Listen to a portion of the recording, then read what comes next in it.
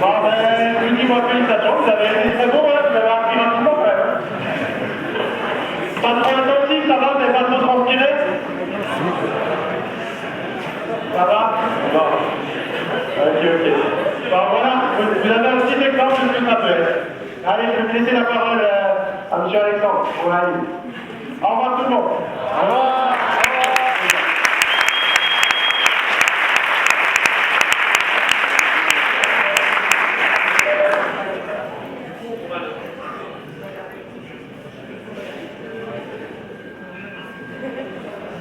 Oui, donc du coup, on va garder Gislain avec nous quand même sur les questions-réponses. On va profiter que le son soit bien pour, si vous avez des questions directement, soit à ligne sur vraiment le système de visio et tout, ou soit vraiment à Gislain sur tout ce qui est pédagogie et tout. Je pense que vous avez trouvé qu'il était doué là-dedans. Donc n'hésitez pas, Florian toujours au top. Est-ce que vous avez des questions du coup? Oui, à poser à Gislain ou à Aline directement. Oui, Flo, s'il te plaît. Madame Boursier.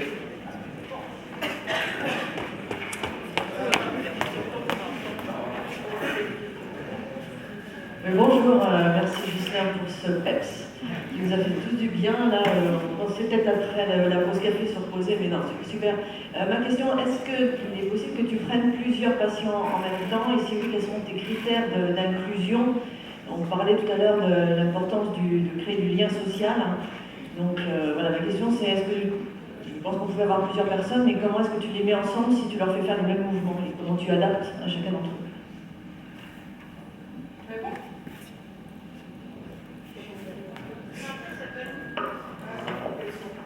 Je vais te répondre là.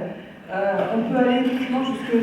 Alors, la visio, c'est 100 personnes. On peut connecter 100 personnes en même temps. Aujourd'hui, c'est possible. Sauf qu'on est sur quand même une observation du corps. Et on a limité, nous, notre séparation d'écran, parce qu'en fait, plus tu as de monde, plus l'écran est séparé. On va jusque 6 sur des activités de technique de relaxation. Donc ça peut être yoga, pilates, enfin tout ça. Et jusque 4 pour des activités de renforcement musculaire ou cardio-training. Donc ce qui nous permet effectivement, en plus avec les capteurs qui sont associés, à avoir vraiment une sécurité maximum de la fréquence cardiaque, du degré de fatigue, de la récupération, et en même temps une bonne visibilité au niveau de l'observation. Et tout le monde se voit, tout le monde s'entend. On peut travailler beaucoup dans le transgénérationnel aussi, ça marche bien. Des personnes qui ont un cancer par exemple, et qui font des activités avec leurs petits-enfants qui sont éloignés. Donc voilà, c'est là où on remet de la cohésion sociale et du lien social pour des personnes effectivement qui ne se voient pas, qui sont un peu séparées dans toute la France. Et ça marche bien.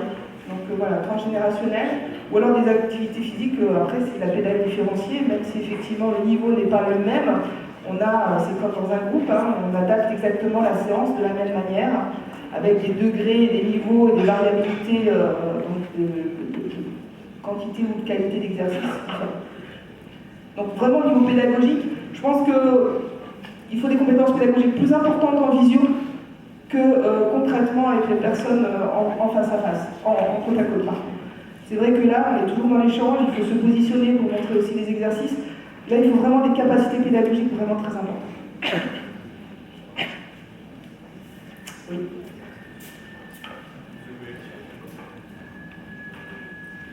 Oui, merci, c'était très intéressant parce que bon, on voit comment quand même il y a du lien entre un animateur et puis les gens qui sont derrière.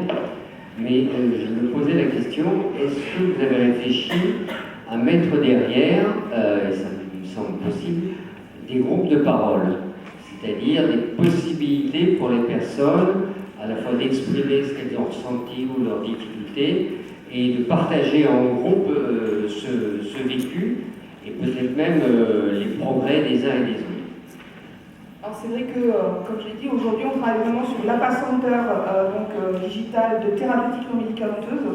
Et dans ces thérapeutiques non médicamenteuses, on peut aussi bien associer la nutritionniste, on peut associer les kinés, on peut associer aussi la socio-esthéticienne qui va regarder effectivement le visage de la personne pour la conseiller au niveau d'un maquillage, d'un choix de perruque. Il peut y avoir des cours de cuisine en visio. Donc vraiment cet apacenteur et l'univers, effectivement, on a des psychologues qui font des cours de mindfulness, on a des groupes de parents qui peuvent effectivement être faits. Nous, on les met en place, on va les mettre en place pour nos pédagogues, parce qu'effectivement, ils vivent aussi au quotidien. On a quand même des publications, des publics, le cancer pancréas, des enfants atteints de cancer. On a quand même des patients qui décèdent, donc on met en place ça. Et c'est pas tout à fait. Donc là, moi, je suis très content d'entendre, parce que ça me semble être quelque chose de fondamental qui est derrière, comment dirais-je, pour les animateurs, des groupes de régulation. Ça, c'est absolument indispensable, à la fois parce que ça les aide à travailler, et je le dis également aux étudiants qui s'installent, il ne faut jamais être seul, il faut toujours avoir un régulateur derrière, même si on se met à plusieurs pour pouvoir parler de son travail, ça me paraît absolument fondamental. Mais moi j'avais l'habitude de dire que, en fin de compte, l'activité physique, si elle n'était que de l'activité physique, c'était de l'activation, c'était de la gesticulation. Et que ça n'avait pas d'impact important au niveau psychique. Et pour qu'il y ait un impact au niveau psychique, il faut passer, en fin de compte, du travail corporel à ce que les psychologues appellent un travail de mentalisation. Bon. Et c'est ce travail, ce passage de l'un à l'autre qui faisait que véritablement, ça mentalisait, ça percutait, ça permettait au sujet de prendre conscience de ce qu'il avait vécu, de ce que les autres vivaient, etc.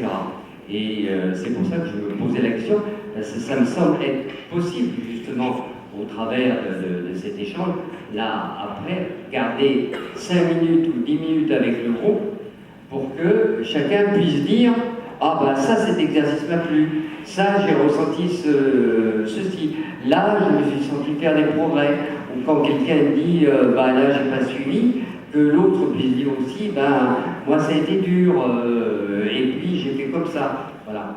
Et je pense que c'est peut-être, mais c'est le côté du psychologue, c'est peut-être quelque chose qui peut se rajouter et apporter une dimension complémentaire, à la fois dans le lien. On va pas en dire, mais n'oublions pas, Lacan le disait, l'être humain c'est un être de parole. Et là où une parole ne s'exprime pas, il y a quelque chose qui manque. D'accord ? Et à mon avis, on peut là, au travers d'échanges, 10 minutes, 5 minutes, mais à mon avis, c'est un travail peut-être auquel il faudrait... On y pense déjà, parce que c'est mon sujet de thèse, c'est exactement celui-là, c'est les relations transférentielles dans la relation pédagogique. Donc en considérant qu'effectivement l'espace d'activité physique est un espace transitionnel, donc où quelque chose se joue entre l'apprenant et l'enseignant. Donc on est vraiment sur ces problématiques d'échange, de l'acte de parole, et ma maître Françoise Labridi m'a vraiment appris ça, et voilà. Donc on est vraiment sur cette problématique aussi.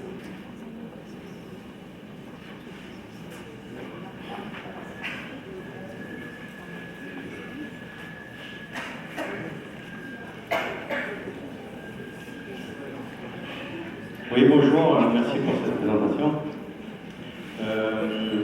Si j'ai bien compris, ce genre de travail, c'est pour les personnes qui sont hospitalisées. Non, enfin, on peut intervenir avec des personnes en chambre isolée, en chambre stérile par cet outil-là, mais c'est surtout aussi pour l'accompagnement en dehors d'une institution. C'est-à-dire qu'une fois que la personne sort d'une institution, d'un centre d'éducation, on n'est pas, on ne sort pas beaucoup, mais en tout cas entre une hospitalisation ou un centre de rééducation, on fait cet accompagnement à distance pour continuer vraiment l'activité physique. D'accord, mais le retour à la vie sociale, quand on sort de l'hospitalisation, le fait de retourner dans une association sportive, dans des centres d'entraînement, enfin, quel que soit le type de lieu, est-ce que vous avez évalué ça? C'est-à-dire, est-ce que la personne continue à pratiquer à travers la plateforme ou est-ce qu'elle revient dans une vie sociale? Alors pour l'instant, on n'a pas suffisamment de recul, puisque ça fait 2 ans qu'on expérimente ce travail. On n'a pas suffisamment de recul. En tout cas, nous, notre conviction et notre objectif, c'est juste un accompagnement pendant le temps, effectivement, où la personne sans défense immunitaire pendant un temps ne peut pas aller vers des associations ou des clubs. Notre objectif, c'est de faire un réseau, un maillage, effectivement, pour orienter à la suite de la localisation de la personne ou des centres qui seront partenaires, de les orienter vers une vie sportive entre guillemets normale. Voilà, parce qu'on aurait même pu faire cette conférence, chacun devant son écran, et Tout à fait. on n'aurait pas eu le plaisir de boire un café ensemble ou de manger un petit croissant. Tout à fait. Il en reste avec les amis. Ça reste tout à fait des limites, effectivement. L'odeur, le toucher, effectivement, il y a des sens qui ne sont pas mis en action. Par contre, il y a des pathologies, je reprends le cas de la mucoviscidose, ou des personnes qui ont un cancer, qui n'ont pas de défense immunitaire, qui ne peuvent pas être là avec nous. Et c'est pour ces personnes qu'on a créé cet outil-là. Après, il y a eu effectivement une augmentation des cibles qu'on n'avait pas imaginées au départ, notamment dans les entreprises où ils font appel à nous par rapport à nos compétences de travailler dans des petits espaces. Mais c'est quelque chose qui n'était pas au départ envisageable pour nous. Mais après, c'est l'offre du marché.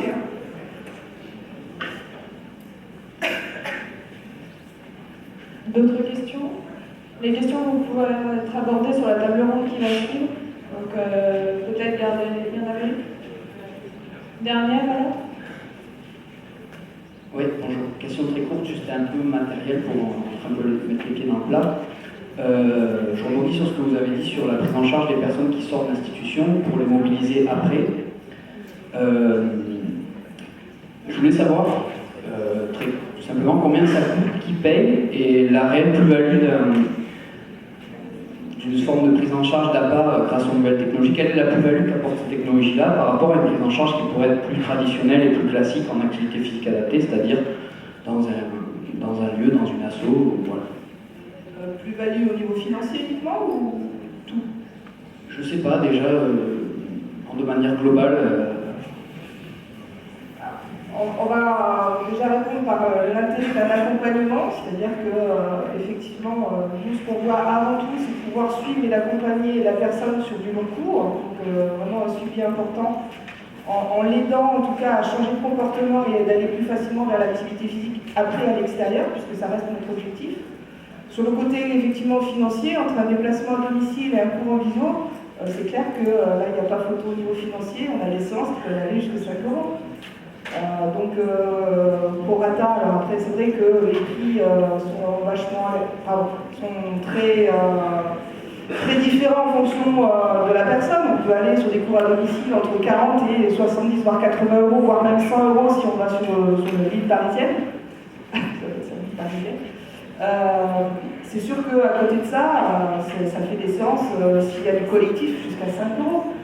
Donc ça permet effectivement de faire peut-être plus de séances. Voilà. Et pour répondre à la dernière question, je ne me rappelle plus.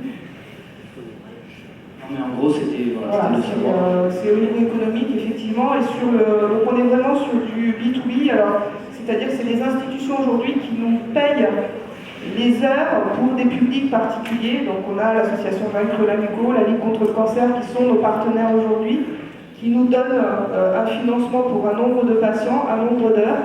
Et aujourd'hui, le pratiquant ne paye rien.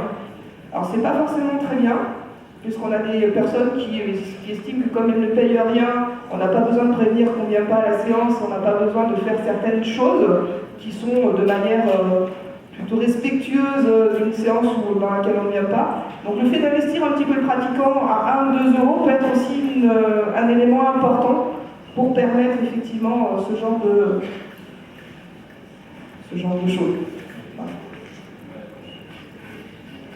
Merci. Je pense qu'on va clôturer cette conférence sur cette dernière question. Déjà, merci Ghislain d'avoir amené ce dynamisme dans la matinée. On va pouvoir te dire au revoir. Et on va cet après-midi. Il sera aussi en cet après-midi. Donc on va pouvoir applaudir Aline et Hermine pour cette conférence.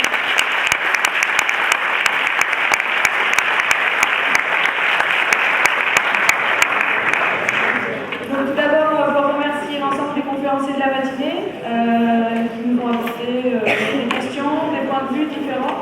Et donc, c'est pour ça qu'on a décidé que la table ronde qui va suivre va reprendre les 3 intervenants de la matinée que je vais inviter en bas à s'installer. Et je vais inviter en plus donc présidente de la Fédération internationale des abeilles et marraine de la promotion 2014-2015. À nous rejoindre, David Communal, président de l'Association française des professionnels en APA, et Sylvain Pérez, maître de conférence de l'Université de Montpellier et directeur adjoint d'un centre. Installez-vous. Donc le thème de cette table ronde, c'est les innovations technologiques en APA, les avancées à nuancer ou à encourager. J'ai l'honneur d'inviter Jean-Claude Depoter à animer et à modérer cette table ronde. Donc je vais lui laisser la parole et on va pouvoir commencer.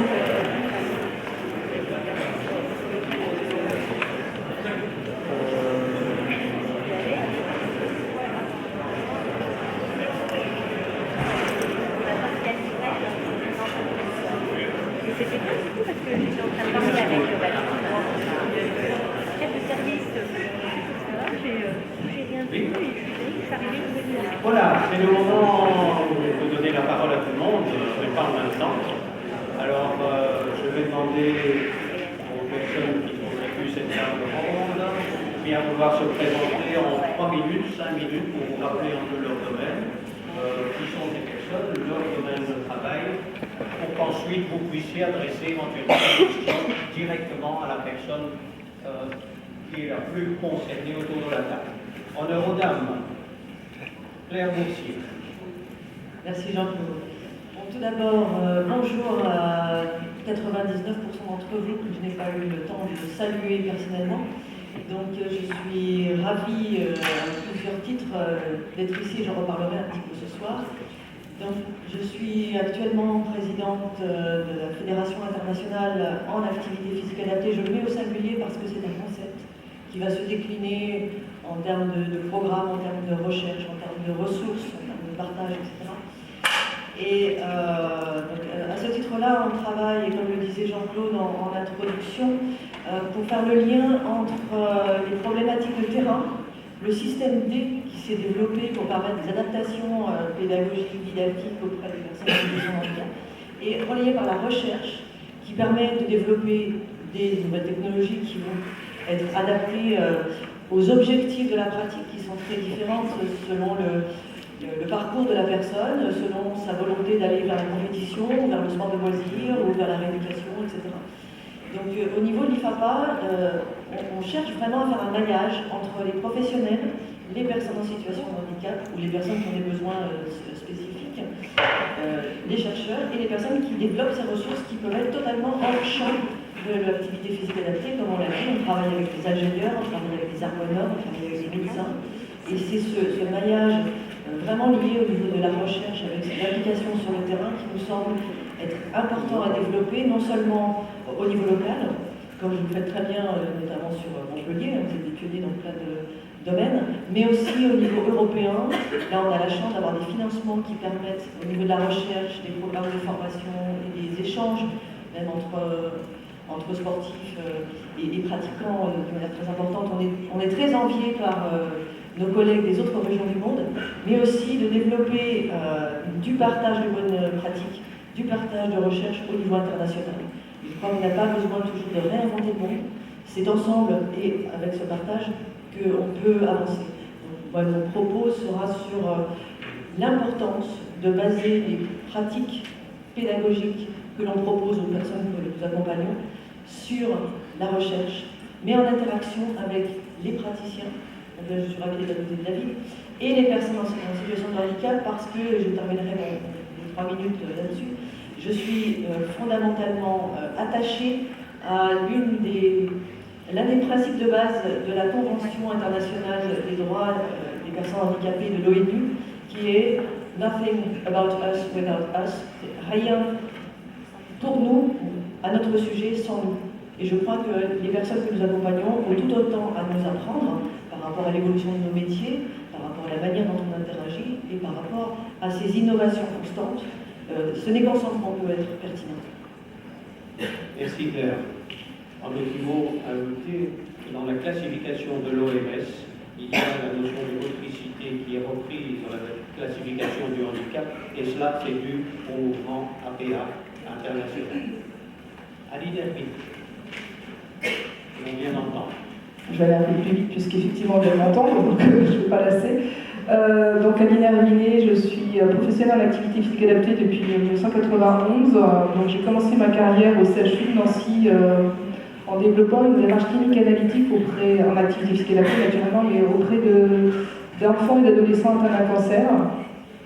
Et puis après, on s'est développé au niveau des adultes sur les greffes de moelle osseuse.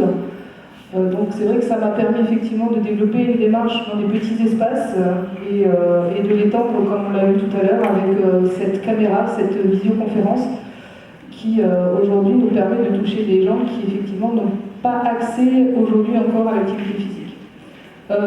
J'ai créé une société donc, il y a 3 ans maintenant. On a commencé à 3, on est aujourd'hui 15, avec 4 docteurs, 8 ingénieurs en activité physique adaptée naturellement. Et ce qui nous permet d'avoir un gros développement en recherche et développement, donc justement pour rebondir un petit peu sur ce que disait Claire. Aujourd'hui, la recherche en activité physique adaptée, c'est bien. Aujourd'hui, on a démontré effectivement l'intérêt de mettre en place des programmes d'activité physique adaptée.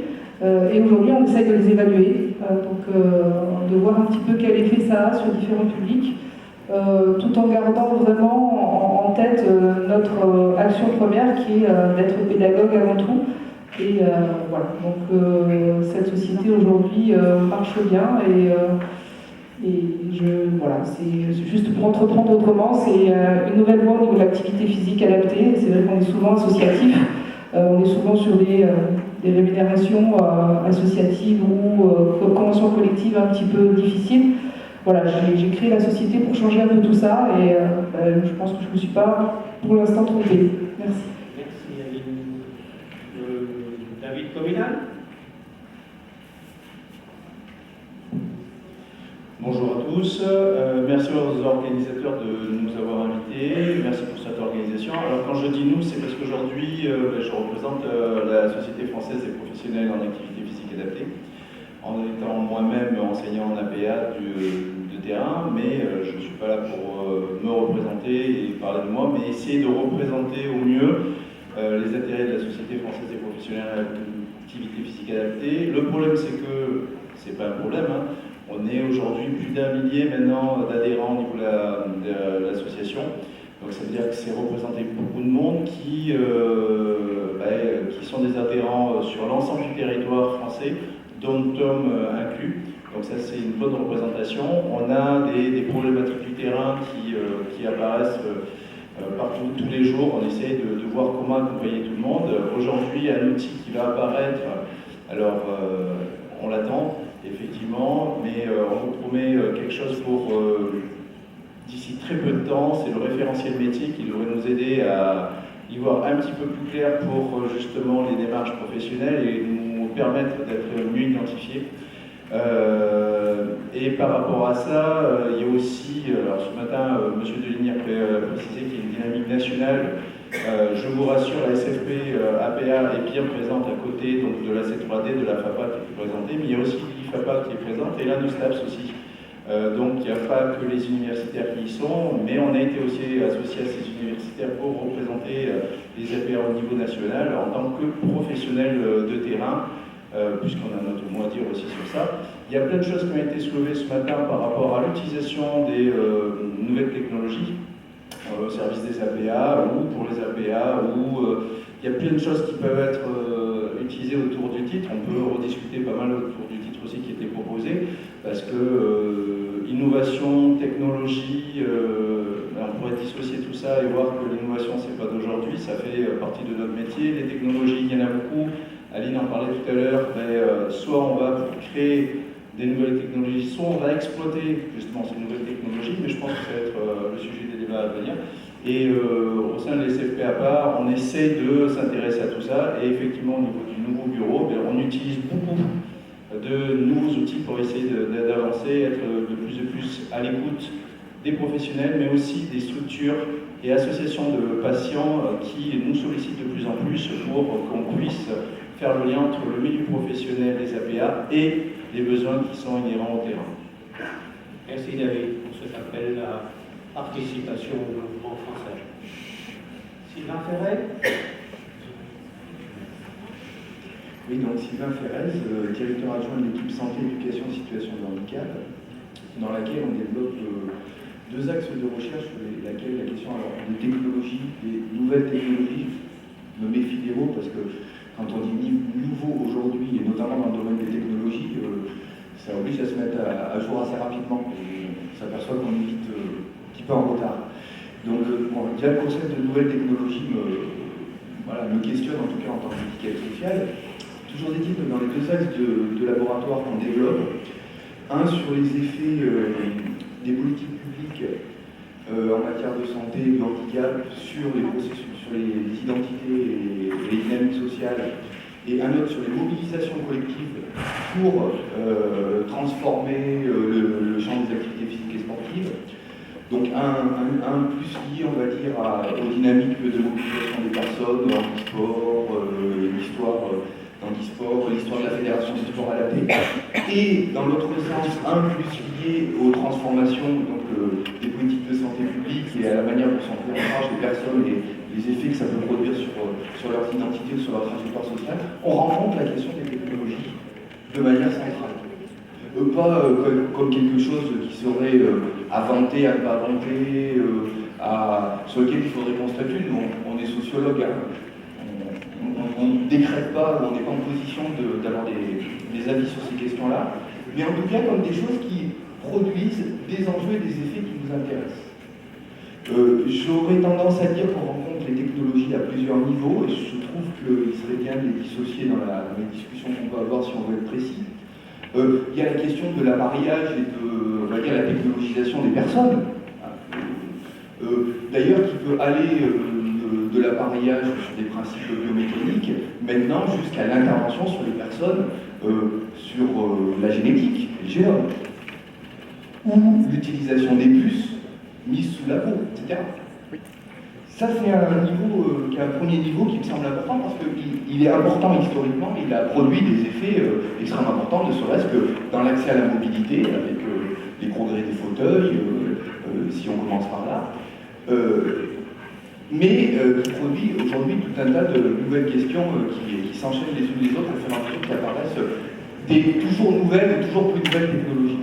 Il y a un deuxième niveau qui me semble important et qu'on rencontre assez régulièrement, qui est, et on en a discuté un peu indirectement à travers l'exemple de Skype, qui est plutôt l'aménagement, non pas qui touche à l'appareillage des personnes, mais au travail sur les environnements.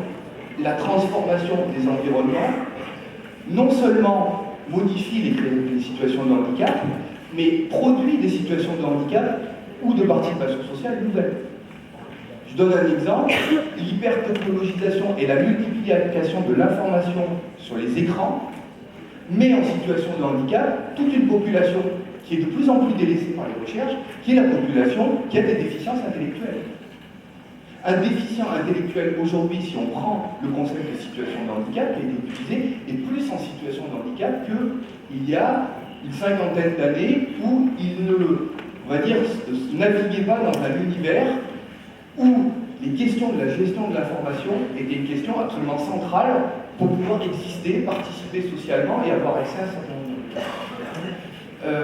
Troisième niveau qui me semble n'a pas été... Je vous demandais d'être je vous donne les deux derniers points, appareillage, aménagement des environnements sociaux et question de l'accessibilité, outillage de l'intervention. Qu'est-ce que c'est les outils de l'intervention qui ne touchent pas le corps mais qui sont des accompagnements à l'intervention, des outils de mesure, des outils d'évaluation. Et puis le dernier niveau qui me semble très important et qui n'a pas été aussi discuté, c'est l'innovation pharmaceutique. Parce que je crois qu'aujourd'hui, l'un des pans d'innovation les plus importants pour le domaine de la santé et des APA est celui de l'utilisation et de l'innovation en termes pharmaceutiques et médicamenteux, qui crée des modalités de gestion, des modalités de gestion et d'action sur les populations tout à fait nouveaux. Donc, voilà. Merci. Les nouvelles technologies, ce sont celles de demain. C'est ça. Et l'œil du sociologue pourra répondre aux questions éventuellement sociologiques. Monsieur Talon, Guillaume Talon. Mais je me suis déjà présenté tout à l'heure, je vais juste faire un bref récapitulatif sur mon parcours de sorte que peut-être il y aura des questions différemment, et puis pour laisser le plus de temps possible aux interactions avec la salle. Je rebondis juste sur l'intervention tout à l'heure de David Communal. Il y a 1000 adhérents à la SFPAPA. On est bien 200, 250 dans cet amphi. J'espère que tous ceux qui sont ici sont adhérents. Voilà, on en profite pour faire de la pub. Et aussi parce que c'est important pour la société, mais aussi pour vous, d'être porteur et de vouloir représenter ces valeurs-là. Sinon, pour ma présentation, donc, je suis actuellement en post-doctorat sur ce que j'ai présenté tout à l'heure. Avant, j'ai fait une thèse où c'était de la technologie, un peu moins de l'information et de la communication, puisque en fait, j'ai coordonné un programme hospitalier de recherche clinique sur l'influence de plateformes oscillantes. C'était dans la lignée de tout ce qui était PowerPlate, etc. Mais cette fois-ci adapté chez la personne âgée, puisque vous l'avez compris, je suis un peu plus spécialisé chez les personnes âgées. Voilà. Merci. Monsieur Christophe Carayan. Oui, je vais être aussi court, puisque je suis intervenu tout à l'heure. Juste sur le parcours, on a apporté tout à l'heure. Effectivement, j'ai fait du sport en e-sport, je faisais de l'athlétisme en double saut, dans la catégorie des déficients visuels.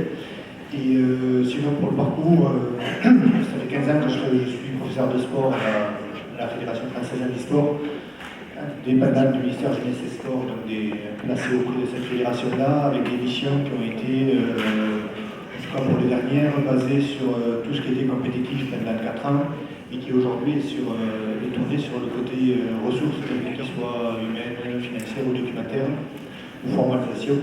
Et c'est à ça qu'on se rapproche un peu du travail que peut faire Claire aussi. Et sinon, par rapport à tous les intervenants qui sont autour de moi, là, je me sens un peu léger parce que j'ai absolument pas fait l'ISTAPS, toutes ces belles études. J'étais comptable à la base, j'ai fait des études de comptabilité.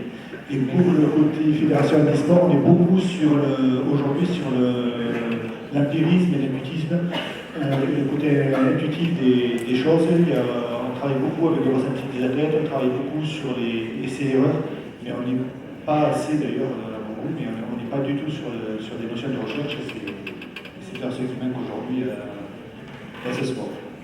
Merci, monsieur. La parole est à vous. Une première question, toujours la plus difficile.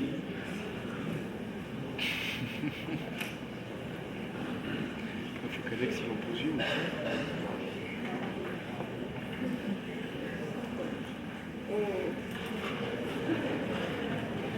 Allez, on se lance. Alors, une réponse aux questions. Faire un commentaire supplémentaire. Oui.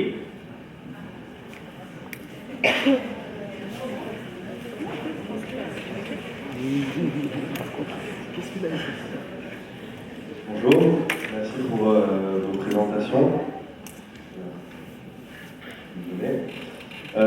J'ai une question pour Guillaume Talon. Je voudrais rebondir par rapport aux craintes qu'avait M. Vautrin par rapport à la présentation de Mme Herbinet.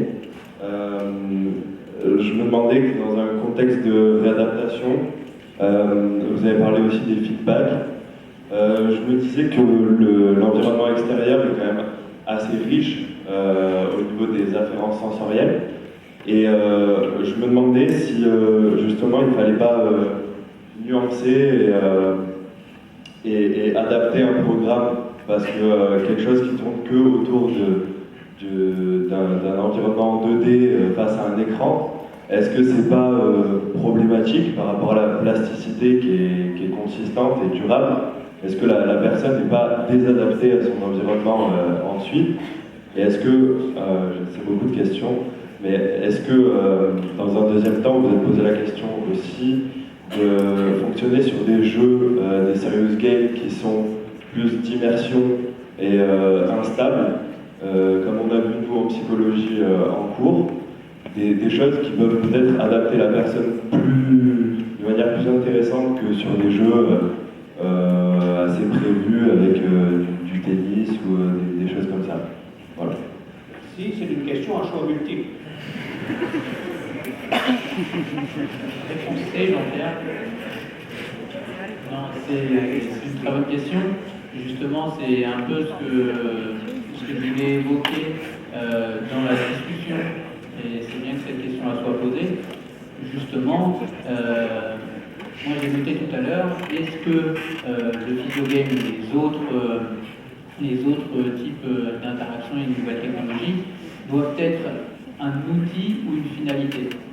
Et à ce moment-là, justement, la question est, pour moi, ce ne serait pas une finalité, mais justement uniquement un outil qu'il faut s'approprier, un outil qu'il ne faut pas utiliser pour tous les publics, dans tous les cas, etc., comme vous le dites, mais effectivement, un outil à disposition de professionnels qui peuvent utiliser l'outil de temps en temps, mais qui ne remplace pas le professionnel.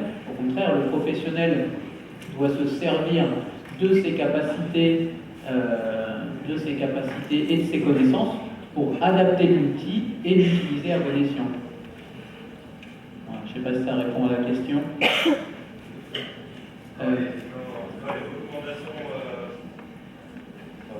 Quand vous avez fait des études là-dessus et des validations, voilà, il y aura des recommandations avec des programmes, justement, avec cette nuance-là entre le physiogame et l'interaction réelle, on va dire. Enfin, vous allez sortir des études là-dessus, incessamment sous peu, c'est ça? Alors, on a fait des demandes de financement, oui, justement pour comparer différents types d'interventions, physiogame versus un programme d'APA plus classique. Dans tous les cas, quel qu'il en soit, s'il y a des recommandations qui sont faites, c'est un peu comme prescrire 30 minutes d'activité physique, c'est quelque chose de très global. Et heureusement qu'il y a des professionnels derrière, des enseignants en APA, puisque 30 minutes d'activité physique, ça ne va pas être les mêmes 30 minutes, soit avec une personne âgée, ou avec un enfant ayant une leucémie, etc. Donc je pense qu'il faut vraiment voir ces nouvelles technologies comme un outil mis à disposition, et justement peut-être intégrer dans les modules de formation et développer des compétences. Tout à l'heure, Aline disait que Ghislain fait preuve de pédagogie et que ça aide encore et que ça entretient et que ça permet de développer d'autant plus la pédagogie que quand on est en face à face. C'est tout à fait ça. Il faut que l'outil soit utilisé à bon escient et en fait qu'il serve juste à retransmettre les compétences professionnelles de l'enseignant à la.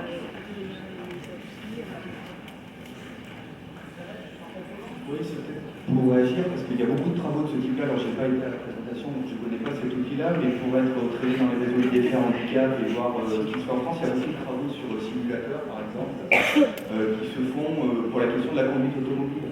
Il y a 2 ou 3 simulateurs, dont un Star à Lyon, et la réponse est à peu près toujours la même, c'est-à-dire que l'intérêt, c'est qu'est-ce qu'on fait avec des gens qui sont à l'hôpital et à qui on ne peut pas mettre une voiture entre les mains, ou avec qui il serait trop dangereux de mettre une voiture. On travaille sur simulateur.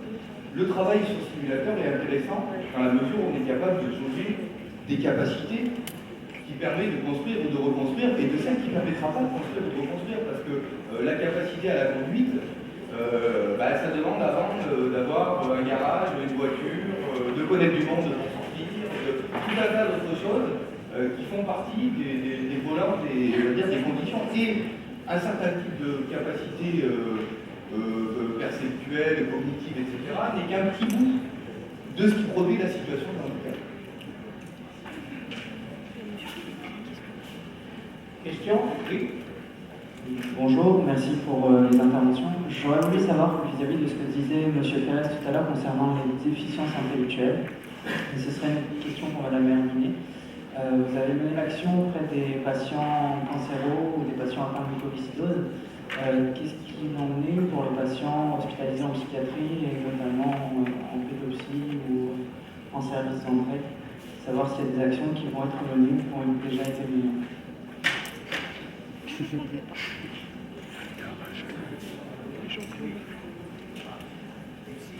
Merci de cette question. Et effectivement, on entame un très gros protocole international sur la schizophrénie. Donc avec un intérêt thérapeutique de je le vois dans l'écran, mais est-ce que c'est moi ou est-ce que c'est une image psychiatrique qui se développe, hein, puisque c'est vraiment la problématique. On intervient aussi beaucoup en oncologie, en pédopsychiatrie, suivi de tentatives de suicide, sylvémie. Ces populations-là sont pas oubliées par un outil. Alors ça marche particulièrement bien avec effectivement les enfants et les adolescents, puisqu'ils sont nés avec, donc c'est quelque chose effectivement quand on les utilise à leur manière, ça marche bien. Voilà, l'étude commence sur la schizophrénie avec une grosse collaboration avec la base Normandie, notamment l'ICERN et la faculté du sport de Caen. Donc je pourrais vous en dire un peu plus. On commence vraiment là les expérimentations en tout cas l'étude clinique va commencer. Mais c'est des questions effectivement qui nous interrogent et qu'on a envie effectivement d'avancer au niveau d'une prise en charge déjà à distance, qui n'est pas facile, sachant qu'on a fait quand même la première étude de marché qui nous permet de voir qu'il y a 80% quand même de personnes schizophrènes. Les personnes schizophrènes, c'est 80% de la population nationale qui sont connectées et qui ont un écran qui permet en tout cas de faire ces cours à distance. Donc voilà. Dans 3 ans, je pourrais vous en dire un peu plus. On est vraiment au début du protocole. La question ne portait pas sur la déficience intellectuelle. Particulièrement sur la psychiatrie. Ok, merci.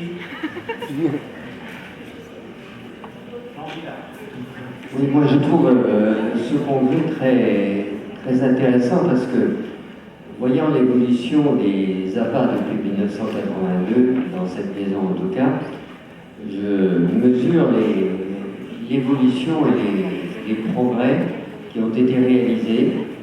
Premièrement, en 82, l'idée était d'intervenir sur des personnes présentant des handicaps physiques et puis des perturbations psychologiques. Et aujourd'hui, on voit que c'est quelque chose qui touche des populations extrêmement différentes, de la population, disons, sans pathologie, jusqu'à des pathologies nouvelles qui apparaissent, ou des pathologies chroniques. Et donc, je trouve que ce qui est d'abord très important, c'est le mot innovation. C'est-à-dire que les enseignants en APA sont obligés aujourd'hui, de par la différenciation des populations, d'inventer des dispositifs constamment. Parce que ceux qu'on avait auparavant, ils ne marchent plus avec des gens qui ont 20 ans ou qui ont des maladies chroniques, etc. Donc il y a le mot innovation, et ça me paraît une des caractéristiques et une des forces justement des enseignants en APA qui ont toujours inventé et qui ont toujours imposé en fin de compte aux institutions, d'accord, des formes nouvelles de dispositifs. Et ça, je trouve ça formidable. Merci Jean. Attends, ce qui m'inquiète quand même, c'est le mot technologie. Parce que technologie, autant moi je l'entends comme quelque chose d'intéressant, comme un médiateur. Je conçois très bien qu'on crée des programmes pour le développement cognitif, etc. Mais je vois aussi une tendance qui est en train de se mettre en place. Je reçois des mails, bien que je sois hors course, comme tout le monde, et je vois une société à Montpellier, dont je ne donnerai pas le nom, mais qui vient de recevoir un prix international, qui travaille avec l'Institut du cerveau, etc., et qui développe justement des logiciels pour le développement cognitif, les malades d'Alzheimer, etc. Et je vois apparaître des prescriptions, c'est-à-dire presque une obligation avec vente dans les EHPAD, nous sommes d'accord, et pression sur les professionnels, kinésithérapeutes, profs de gym, etc., de dire il faut utiliser ce logiciel. Bon. Et je pense que ça sera justement aux professionnels sur le terrain de dire pourquoi pas, si je considère que pour cette personne, c'est le meilleur médiateur. Hein? Or, on voit aujourd'hui apparaître non pas cet état d'esprit en disant essayez, parce qu'on pourrait dire qu'en clinique, en effet, on doit trouver le meilleur dispositif ou la meilleure technique d'intervention auprès de la personne concernée. C'est la même chose en psychologie. Pour des gens, il faut faire une psychanalyse. Pour d'autres personnes, c'est une technique qui est complètement obsolète. Nous sommes d'accord? Et c'est au médecin de dire, ben pour vous, en fonction de votre choix, etc. Et ça sera le rôle du futur enseignant qu'on n'a pas à s'opposer justement à cette prescription qui est sous couvert de la scientifique en disant on a démontré qu'on fait tel progrès sur l'Alzheimer et que c'est comme ça qu'il faut intervenir en EHPAD. Et ça me paraît être de notre métier. Je vais rebondir sur ce que tu dis. Le mot-clé qui m'intéresse beaucoup ici, c'est l'innovation. Celui qui me dérange un peu plus, c'est la technologie, ça dépend ce qu'on met derrière. Et la technologie avance tellement vite, se développe dans tellement de champs, qu'il faudrait absolument avoir une formation continuelle et très étendue, qui est quasiment impossible. Et à tel point qu'au niveau de l'INSHEA, là où je travaille, nous avons l'Observatoire des ressources numériques adaptées, et on est constamment en train de travailler à l'adaptation des nouvelles ressources numériques ou des nouvelles ressources technologiques pour s'ajuster à des besoins qui évoluent et des personnes. Donc ça, c'est déjà une première limite, c'est quelle est l'utilisation et l'ajustement que l'on fait de technologies qui sont éventuellement quelquefois élaborées par des équipes qui n'ont pas travaillé avec les personnes avec lesquelles on travaille. Donc toujours pour moi, danger. En revanche, innovation et créativité, là je crois que c'est le cœur du métier des professionnels en activité physique adaptée. On est tous confrontés à des MacGyver quelque part. Et ayant beaucoup travaillé au niveau étranger, avec des collègues étrangers qui sont dans des situations où il n'y a pas accès à des fauteuils super high-tech, à des ordinateurs, etc. Il y a des pratiques qui se développent et qui ont des effets tout à fait similaires, mais qui le font avec d'autres moyens du bord. Et donc moi je pense que ce qu'il faut, c'est envisager les nouvelles technologies comme un passage. À un moment donné, on n'a pas trouvé d'autres solutions. Peut-être plus sociales, peut-être plus conviviales, peut-être... voilà. Donc on sait toujours que ça sera dépassé. Et que ça doit être dépassé, et avec les personnes. Je vais continuer. Alors, je suis tout à fait d'accord avec tout ce qui vient d'être dit, tant mieux, heureusement. Sur l'innovation, encore plus, puisque c'était un point sur lequel je voulais renforcer en introduction, puisque j'ai soulevé ce point-là un petit peu. Donc, je vais pas y revenir, ça a été parfaitement dit par Jean, par Claire. Donc, super.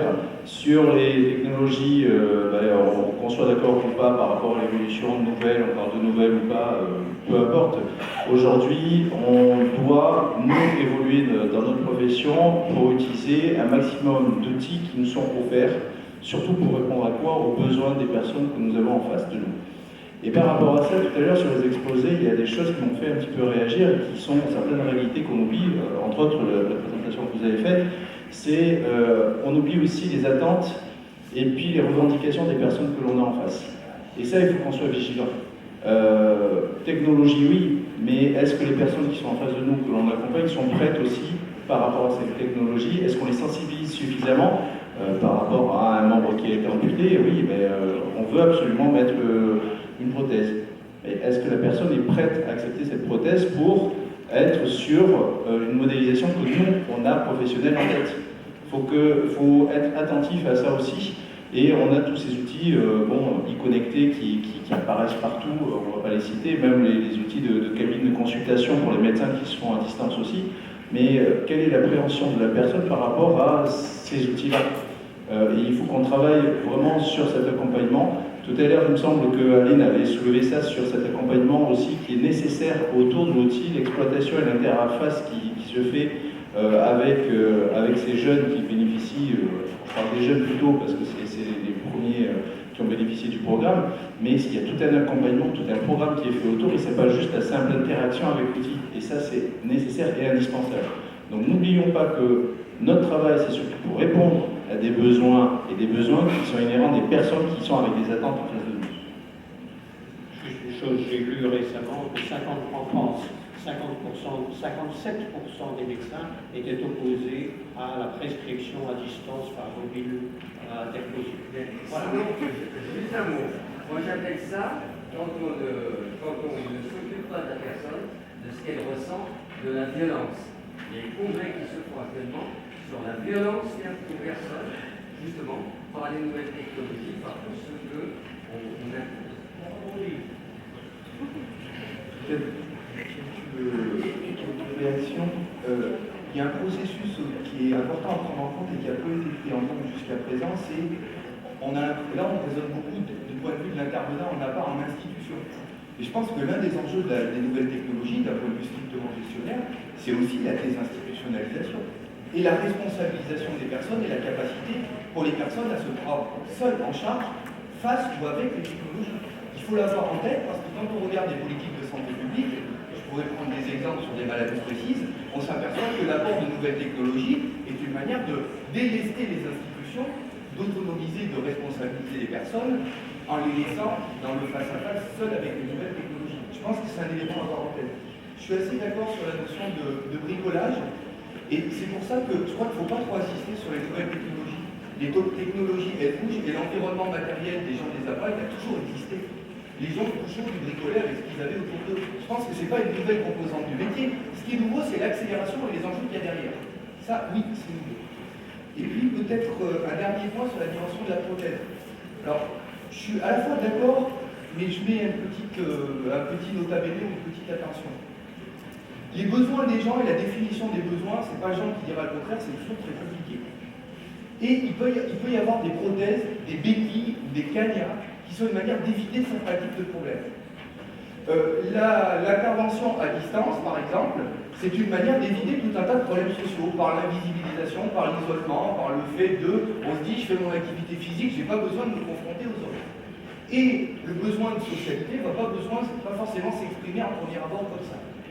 Donc il faut être attention parce que les nouvelles technologies peuvent aussi être des prothèses ou des béquilles au sens de masquer des problèmes dans la croyance ou dans la toute-croyance qu'on a qu'elles sont forcément bonnes et qu'elles vont résoudre des problèmes. Elles peuvent en résoudre si on identifie bien les problèmes, elles peuvent aussi en poser et en masquer un certain nombre, et je crois que dans un monde de nouvelles technologies, elles en masquent de plus en plus, justement parce que les technologies sont devenues tout autant de prothèses, de béquilles synthétiques, à tout un tas de problèmes qu'on a de plus en plus du mal même des fois à formuler.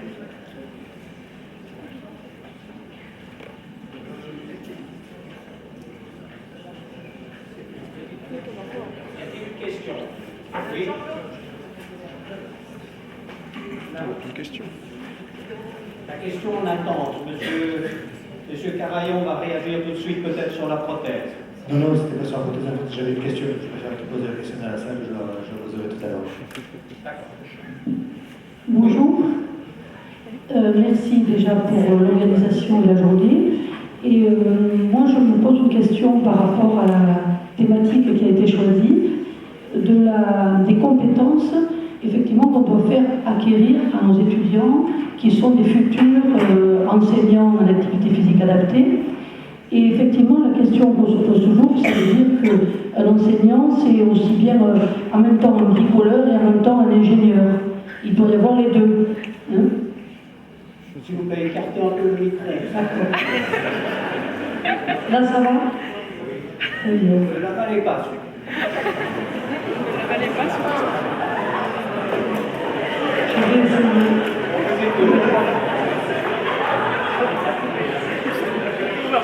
Bon, ça me trouve un peu si vous dites des choses comme ça. Désolé. Mais bon, je vais mettre ça sur le compte, c'est pas grave. Alors, la question que je voulais poser, c'était une question qui a été posée, notamment, en fait, qui a été soulevée par Aline Herminet, qui était aussi est-ce que l'innovation technologique n'oblige pas aussi à se questionner sur l'innovation pédagogique? Et parce que, effectivement, quand on parle de compétences, l'un ne peut pas aller sans l'autre. Et moi, je me pose une question, alors là, je vais provoquer volontairement, c'est que, pour moi, l'innovation technologique, telle que je l'ai vue là, semble réduire, en fait, l'innovation pédagogique. Je vais m'expliquer. Hein. là, par exemple, dans les activités qui sont proposées, on se limite à des activités de reproduction de forme, où on réussit pas. Il faut se poser la question, mais je sais qu'il faut bien avancer sur quelque chose, hein, c'est pas du tout négatif ce que je voulais dire, mais il y a d'autres types effectivement de pédagogie qui sont vraiment intéressantes, la pédagogie de la découverte, on met en place des projets, on cherche des stratégies ensemble, etc. Et du coup, j'aimerais quand même qu'on se questionne là-dessus sur est-ce qu'on ne va pas limiter le type d'activité, est-ce qu'on ne va pas limiter le type de pédagogie, hein, avec l'utilisation de ces démonstrations, reproduction de forme. Merci.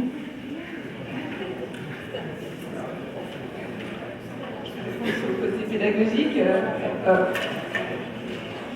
déjà par rapport à votre première question, qu'est-ce qu'on apprend aux étudiants de la faculté aujourd'hui, j'ai envie juste de dire, leur donner à nouveau la passion de ce métier. Je trouve qu'on le perd de plus en plus. Donc voilà, si au moins on peut apporter quelque chose dans nos cours, en plus de la connaissance et quelques savoirs, c'est leur envie d'aller à la rencontre de ce beau métier et à la rencontre des autres. Pour répondre à votre question, naturellement, on ne fait pas que de la pédagogie de la reproduction. Pour reprendre vos termes, on intervient avec des enfants de 4 ans dans des jeux symboliques où on essaye de faire suivre effectivement. On fonctionne avec des objectifs, donc en fonction des objectifs généraux qu'on établit, après c'est de la pédagogie spécifique et opérationnelle. Donc la nouvelle technologie n'empêche absolument pas de travailler sur tous ces plans pédagogiques-là, au contraire, puisque on peut aussi amener des questions de groupe, des questions aussi quand les parents ou les grands-parents sont derrière et d'amener aussi sur du transgénérationnel. Donc voilà, les nouvelles technologies pour nous n'empêchent pas tout ça. Par contre, je voudrais juste rebondir en disant que pour moi, le professionnel à pas n'est pas dans l'innovation techno, en tout cas dans notre position. C'est pas parce qu'on utilise la techno qu'on est dans l'innovation technologique. J'appelle ça l'innovation sociale, c'est-à-dire répondre à un besoin nouveau par une solution nouvelle. Aujourd'hui, vous l'avez bien dit, on désinstitutionnalise beaucoup, les temps d'hospitalisation sont réduits, on fait beaucoup d'ambulatoires, l'hospitalisation à domicile. Mais qu'est-ce qu'on fait? C'est-à-dire comment on répond à ça? Et donc c'est une réaction, une adaptation aux nouveaux changements aujourd'hui de la santé, de la prise en charge des publics, qu'ils soient handicapés ou non, de ce maintien à domicile de ces personnes âgées. Qu'est-ce qu'on fait? Comment on investit ce nouveau champ? Et l'innovation technologique n'est vraiment qu'un prétexte d'adaptabilité de notre métier. Voilà. Donc moi je le vois en tout cas comme ça. Je voudrais vous faire part d'une expérience qui est très récente. Je viens de suivre, mettons, 6 mois de cours d'APA dans le cadre d'un programme hospitalier avec le professeur Blanc. Et donc j'adresse une catégorie de personnes qui a la chance de ne pas être gravement malade ou accidentée ou dans des salles propres, et non plus qui n'est pas un APA. Et ça va être une classe de population qui va augmenter puisque la population de la France vieillit. Et donc, dans le cadre d'une politique globale de santé, voilà un peu ce à quoi j'imaginais que les cours pourraient devenir des cours collectifs. Il ne s'agit pas de cours individuels, où l'apport des technologies pourrait se faire sous la forme d'adaptation de ce que l'on appelle la motion capture. Effectivement, quand vous atteignez l'âge de 75 ans, que vous voyez un jeune de 25 ans qui vous fait une démo, vous avez de la peine à analyser les gestes qu'il vous faut faire pour reproduire exactement la posture qui vous est demandée. Et la motion capture s'adapte parfaitement justement à cet apprentissage individuel du participant. Vous connaissez tous la motion capture, et ce que l'on peut voir, votre silhouette sur l'écran qui se rapproche de plus en plus d'une ligne idéale qui serait formée. Ça, c'est la première chose. C'est un apport, ce sont des commentaires. Et la deuxième partie, c'est le contrôle de la forme des participants. De plus en plus, il y a les objets connectés qui arrivent à des prix très performants. Et on peut très bien concevoir que tout le groupe est équipé de capteurs et que l'animateur de la séance, sur son écran, a les courbes des 6 ou 7 participants et peut voir à quel moment il se rapprochait des limites ou pas, ou au contraire doser les efforts. Enfin voilà, j'ai un background assez scientifique et je voulais juste faire part très rapidement de ces quelques idées qui me sont venues en écoutant l'ensemble des conférences et qui m'intéressent énormément et donc je vous remercie. C'est nous qui vous remercions. C'est derrière.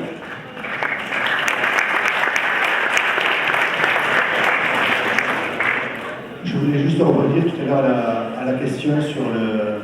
Bon, je ne suis absolument pas dans le monde de APA, mais en tout cas, ça m'interpellait de la question de savoir à quoi vous deviez être formé pour l'avenir. J'avais envie de prendre pour exemple tout à l'heure l'exemple de l'évolution qu'il y avait eu entre les stades de 1982 et ceux de 2015, pour dire que je ne crois pas que ce soit sur des connaissances de nouvelles technologies que va se fonder votre métier, mais plutôt si on vous apprend à être intelligent, à être réactif, à avoir du système D, parce que vous allez vous retrouver de toute façon de façon constante face à des nouvelles personnes, à des nouveaux types de déficiences. La personne est singulière, donc à chaque personne il y a une solution. Et oui, vous aurez un panel d'outils qui va exister, mais il y en aura d'autres certainement inventés.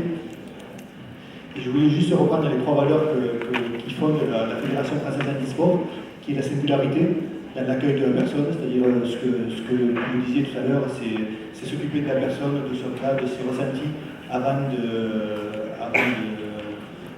savoir comment l'orienter et l'accompagner. C'était l'autonomie, puisque effectivement on est là aussi pour faire, au-delà de l'activité physique, de faire du sport, mais en pensant aussi à l'autonomie de la personne et à l'accomplissement, qui est toujours au niveau de la personne et qui va même au-delà du sport avec tout ce qu'on peut faire dans une association sportive, que ce soit au niveau de l'encadrement, de prise de responsabilité. Et je crois que votre métier, en fait, il est essentiellement humain et qu'il faut vraiment se fonder sur la personne et la connaissance de la personne qu'on a en face de soi, sans a priori, sans croire qu'on connaît déjà le sujet parce que la personne a priori le même handicap que l'autre. En prenant un peu de recul, vous serez compétent, vous serez le plus juste possible, parce que la perfection n'existe pas. Merci, monsieur. Donc j'avais une question pour Aline Herminet et puis Guillaume Tarek. C'était pour savoir un peu les démarches qu'il faut réaliser afin de mettre par exemple des physio-games et exercice game dans un institut qui n'en a pas pour l'instant. Pour par exemple vous présenter lors d'un recrutement, par exemple je peux vous apporter ça, et exposer comment on peut, d'un point où il n'y a pas de jeu, arriver à mettre des jeux comme ça dans une institution.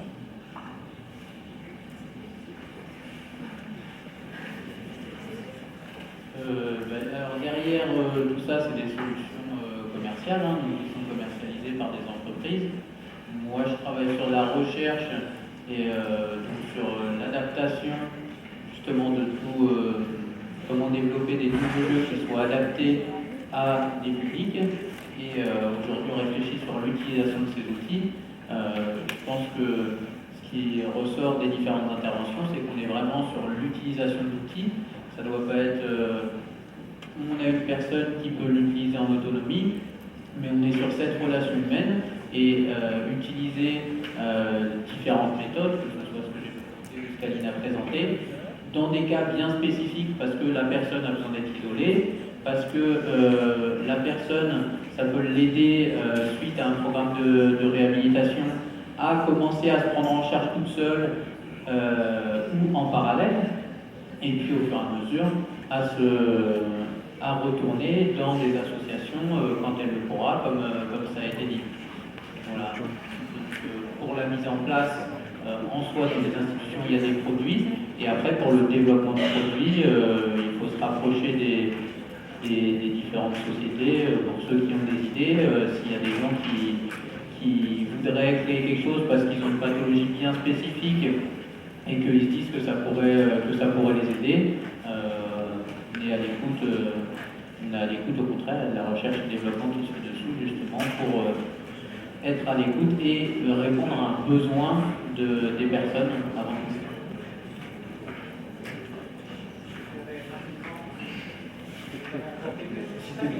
Pour réagir à la question qui avait été posée tout à l'heure sur la relation entre les outils technologiques et les compétences pédagogiques, il me semble que c'est une question qui est importante et qu'on est vraiment au cœur du problème. C'est-à-dire que quand on fait de la sociologie des professions, une profession, c'est toujours des gens qui ont des outils, mais c'est toujours des gens qui ont une culture pour utiliser ces outils. Il ne suffit pas d'avoir une boîte à outils pour être un maçon. Un maçon, s'il a une boîte à outils, mais qu'il n'y a pas une formation à ces outils, s'il n'y a pas un usage de ces outils, qui se transmet par la formation des maçons, mais aussi professionnellement, par une culture professionnelle, il est débordé par ces outils et il en fait n'importe quoi.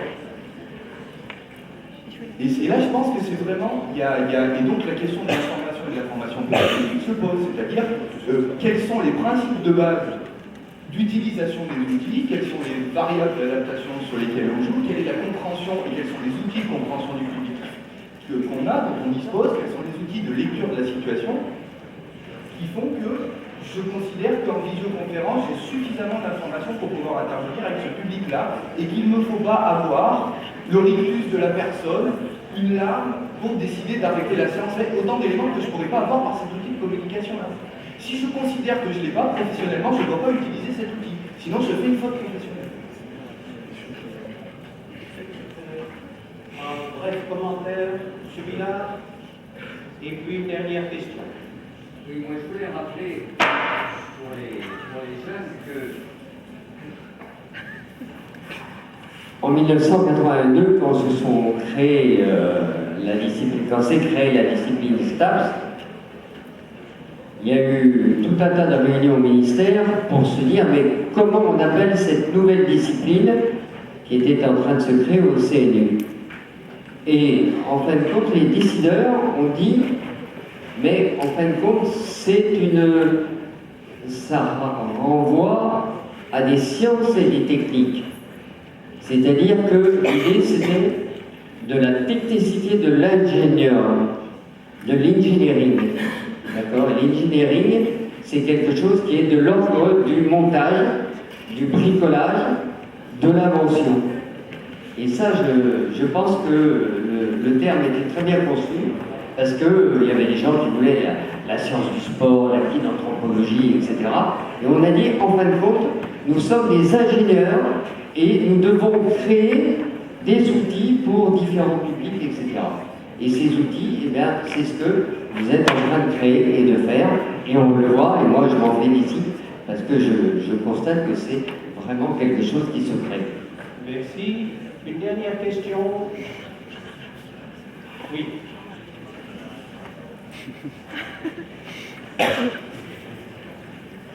En fait, moi, c'était plus une remarque pour rebondir sur ce que disait M. Ferez. J'ai la sensation, en fait, que actuellement tous les outils technologiques dont on dispose, alors moi, je vais parler de choses dans le cadre des maladies chroniques. En fait, un des objectifs de l'enseignant en APA dans le cadre de ces pathologies, c'est de favoriser l'autonomie de pratique des patients, pour qu'ils n'aient presque plus besoin de nous à la sortie. Et en fait, j'ai la sensation qu'avec ces outils, ils deviennent complètement dépendants. Alors moi, j'ai l'exemple, je travaille avec des gens qui ont leur programme d'activité physique sur une clé USB, et à chaque début de séance, ils doivent charger leur séance sur une borne. Si la borne est en panne, c'est la catastrophe, ils sont incapables de faire leur activité physique par eux-mêmes. Et alors, je n'ai pas le pavé dans la mare, tout ça, mais pareil, il suffit que la connexion Internet soit coupée pour une journée. La personne, est-ce qu'elle va faire sa séance? On ne sait pas. Donc, je trouve tous ces outils vraiment super. Maintenant, attention aux dérives commerciales, parce que tous les promoteurs nous convainquent d'acheter le super logiciel qui va nous permettre de faire pratiquer les patients, etc. Mais attention à nous de ne pas les rendre complètement dépendants à ces outils. Voilà. Merci. Ce n'est pas une question, c'est un commentaire. Voilà. Merci beaucoup. M. Barbin, pour la dernière.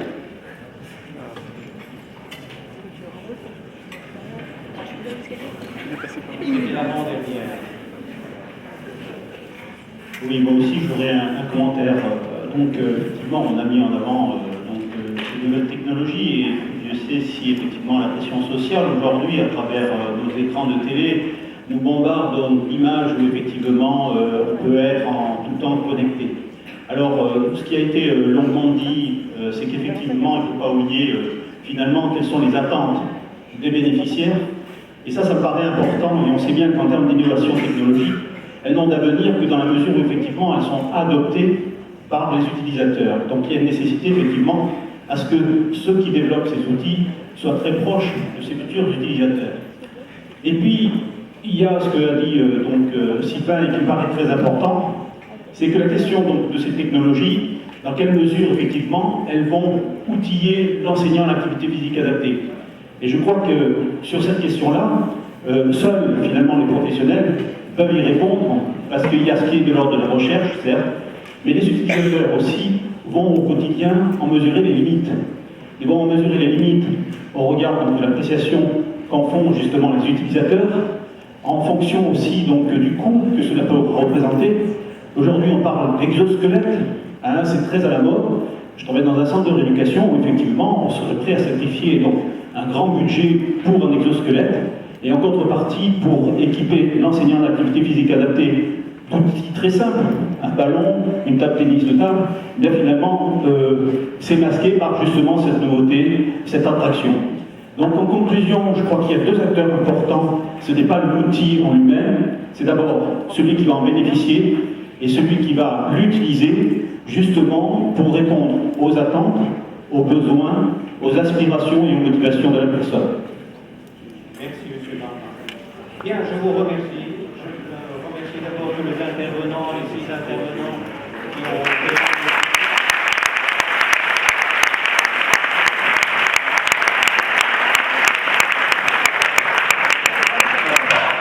Merci à tous ceux qui ont fait des commentaires, qui ont posé des questions. S'il y a des questions rentrées, je suis persuadé que les intervenants sont prêts à y répondre à la pause.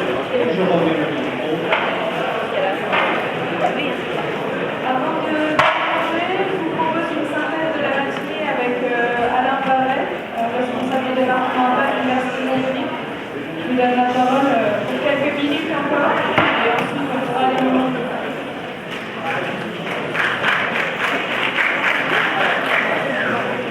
Bien. Alors je vais essayer, faire une synthèse, c'est quelque chose d'extrêmement compliqué, parce que retenir toute la richesse des échanges, c'est quelque chose de quasiment impossible.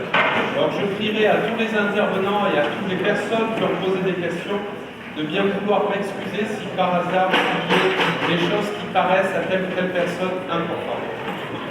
La première chose qu'on doit retenir de cette matinée, c'est quelque chose qui nous paraît presque évident maintenant, et pourtant c'est quelque chose auquel on ne doit pas s'habituer, c'est que la matinée a commencé par l'accueil du président de l'université, du doyen, et je vous garantis, pour m'être baladé à pas mal d'endroits en France, avoir comme ça systématiquement un président d'université qui se déplace pour témoigner de l'importance qu'il accorde à ces journées, eh bien c'est quelque chose qui est très très important. Et je crois aussi que toute l'équipe qui a organisé ces journées sait et connaît les difficultés financières qui étaient à l'origine de la tenue de ces journées. Et je crois que l'université a encore montré qu'elle était capable de répondre présente, et je voudrais l'en remercier très sincèrement. Le deuxième élément, c'est le rôle structurant du département APA qui a été relevé par le doyen. Je ne reviendrai pas dessus, mais je voudrais à la fois remercier tous les collègues et également tous les étudiants qui participent, et au-delà tous les professionnels qui participent à ce rayonnement. Nous avons eu ensuite l'introduction de Jean-Claude de Botter, qui a rappelé toute la course. Je dis la course parce que je trouve que c'est un peu ça qui s'est passé. Toute la course qui a été réalisée dans le champ de l'activité physique adaptée, et qui a essayé un peu de nous poser les grandes questions qu'il espérait recevoir des réponses. c'était est-ce que les technologies, c'est quelque chose qui comble les déficits? Est-ce que la technologie influence l'enseignement? Et vous voyez que par rapport à ça, il y a un certain nombre de questions qui ont été posées et qui a rappelé l'importance du marché mondial de la technologie.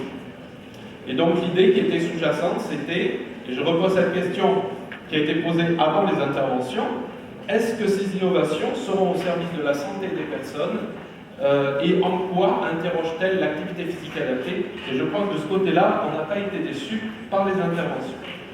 Alors ensuite, nous avons Guillaume Talon qui a essayé de nous présenter un certain nombre de concepts. Et il a montré, et je trouve que c'est quelque chose qui était très intéressant, la différence qu'il y avait entre les exergames et les physiogames, pour parler bien francophone. Et en fait, il a essayé surtout de montrer quelque chose qui a été redit par d'autres intervenants, c'est qu'à chaque fois qu'il y avait une technologie qui apparaissait, elle pouvait être porteuse de bénéfices ou de risques. Alors, il avait cité les tendinites du coude qui apportaient un certain nombre d'exergames, et je crois qu'on pourrait développer tout ça. Aline nous a présenté les grandes innovations technologiques du siècle des Lumières qui ont conduit petit à petit à une sédentarité qui représente un véritable danger pour la santé des personnes, et je crois qu'on a bien là quelque chose qui nous permet de relativiser, en tout cas de ne pas aborder le problème de la technologie avec un regard trop naïf, mais plutôt avec un regard critique, mais critique dans le bon sens, c'est-à-dire discerner ce qui est positif ou négatif dans toute approche. Donc on a eu la présentation d'un certain nombre d'éléments, et je crois que ce que j'ai essayé de retenir, c'est que sur les jeux sérieux, eh bien, le but c'était d'utiliser une technologie pour essayer de répondre à un besoin spécifique d'une personne, et que tout de suite, la technologie était questionnée comme un outil, et je crois que c'est quelque chose qui est tout à fait important, de toujours positionner la technologie comme un outil et non pas comme une fin en soi. Il y a des professions pour lesquelles l'innovation est une nécessité, une fin en soi. Nous, on est plutôt au niveau de l'intervention, et je crois que la technologie doit être un outil, et on doit apprendre à s'en servir au mieux. Alors, il y a aussi en filigrane des choses qui ont été présentées et qui semblent montrer aussi que la technologie, ça a été abordé en filigrane, mais pas de manière absolument explicite. Et il ne faut pas oublier que les technologies peuvent aussi rendre visible ce qui ne l'est pas. C'est-à-dire donner à une personne qui apprend, ou qui est dans une phase d'apprentissage ou de rééducation, de lui donner des informations dont elle ne peut pas disposer de manière concrète. Et là, dans ce cas-là, la technologie, évidemment, joue un rôle extrêmement important. Nous avons eu ensuite la présentation de Christophe Carayon, qui a essayé tout de suite de mettre en perspective l'innovation, en montrant qu'elle était capable de révolutionner la performance, mais qu'elle faisait apparaître aussi des risques nouveaux. Et on retrouvait là cette espèce de dialectique qu'il y avait entre technologie, n'est pas forcément un synonyme d'amélioration, mais en tout cas, c'est toujours un synonyme de nouveaux défis et de nouvelles nécessités de maîtrise.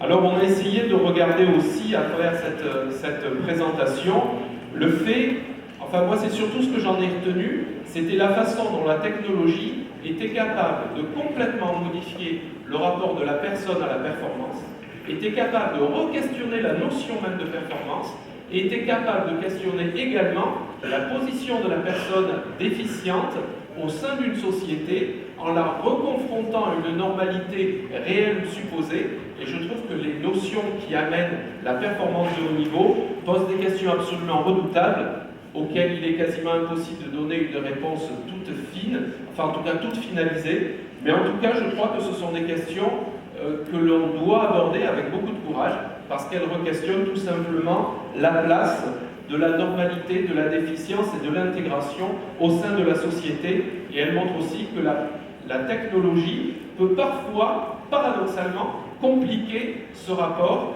qui est déjà loin d'être simple au départ. Ensuite, Aline Herminet nous a présenté donc un projet extrêmement intéressant. Coup de chapeau à la fois pour elle et pour Ghislain, avoir réussi à faire lever un amphi entier et arriver à ne pas parler d'activité physique sans en faire un peu, je trouve que c'est absolument extraordinaire. J'ai vu qu'il y avait des vidéos qui avaient été réalisées. À mon avis, il y en a qui vont doucement rigoler. J'ai peut-être juste un regret. C'est dommage de ne pas avoir fait ça au départ. Ça m'aurait amusé de voir notre président d'université danser la zone.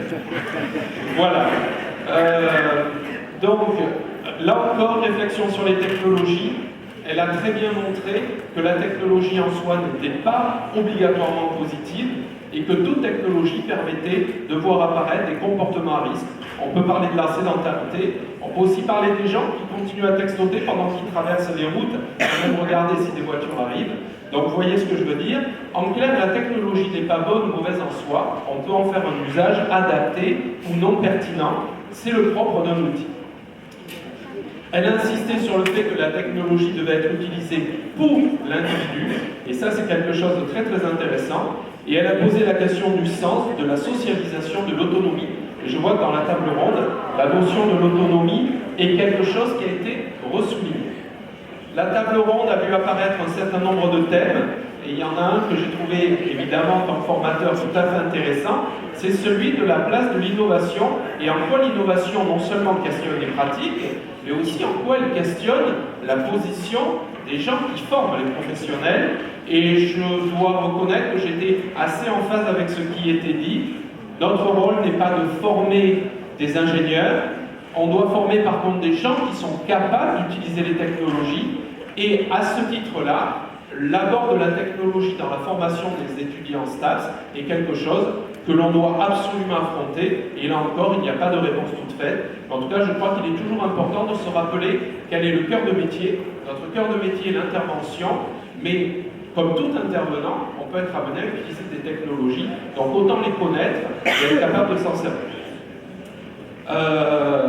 La question de l'autonomie a été aussi soulignée. La technologie ne doit pas créer une dépendance à l'outil, et je crois qu'il est bon de rappeler ces vérités évidentes. Donc en clair, ce que j'ai essayé de retenir en disant, voilà, si j'avais une pensée, en disant quels sont les points marquants de ce qu'on a appris ce matin, eh bien je dirais que les nouvelles technologies ne doivent pas se limiter à introduire une passivité réelle ou supposée du sujet dans un environnement ludique, mais que la technologie doit être au service de la personne, au service de ses améliorations, au service de son autonomie, et éventuellement la technologie peut être un temps et un passage dans un continuum, mais où l'autonomie devra toujours être en ligne de mire. Insister sur le fait que la technologie, ça a été dit et redit, est un outil et ce n'est que ça, et qu'il doit être utilisé en tant que tel, c'est-à-dire se poser toujours la question de l'utilité de l'outil, de sa pertinence, et pas de sa pertinence en soi, mais sa pertinence dans un cas tout à fait particulier, et dans le cas d'une intervention tout à fait spécifique. Et enfin, j'ai retenu ce message, la technologie doit servir à relier, et surtout pas à isoler. Et je voudrais terminer avec quelque chose aussi qui, à mon avis, doit toujours interpeller les intervenants, les formateurs et également les personnes qui bénéficient potentiellement des technologies, c'est de toujours se rappeler, parce que ça a été un peu discuté dans la table ronde, l'innovation, la technologie, l'innovation technologique. Je voudrais juste vous rappeler, ce serait peut-être cette interface qui serait intéressante et qui pourrait servir pour l'instant de mot de la fin, pas de la journée mais de cette matinée, c'est de se dire que toujours dans l'innovation, il existe des innovations non technologiques qui, dans bien des cas, ont complètement révolutionné l'abord d'une science, d'une discipline, d'un domaine en soi. C'est quoi l'innovation non technologique? C'est tout simplement de ne pas attendre qu'une nouvelle technologie soit disponible, mais tout simplement de relier des technologies qui sont déjà disponibles depuis fort longtemps, mais les utiliser dans un cadre et pour des objectifs qui, eux, vont être réellement source d'innovation. Et il y a énormément d'exemples qui montrent que de temps en temps, l'utilisation presque à contre-courant d'une technologie a amené une révolution dans un domaine. Donc je voudrais vous pousser à avoir toujours ce regard, cette créativité, et la créativité s'exerce sur ce qui doit être innové, mais elle doit aussi être portée sur voir les choses des fois tout simplement autrement, en changeant l'angle de vue, de manière à pouvoir créer, où que l'on soit, des innovations, fussent-elles technologiques ou non technologiques. Je vous remercie.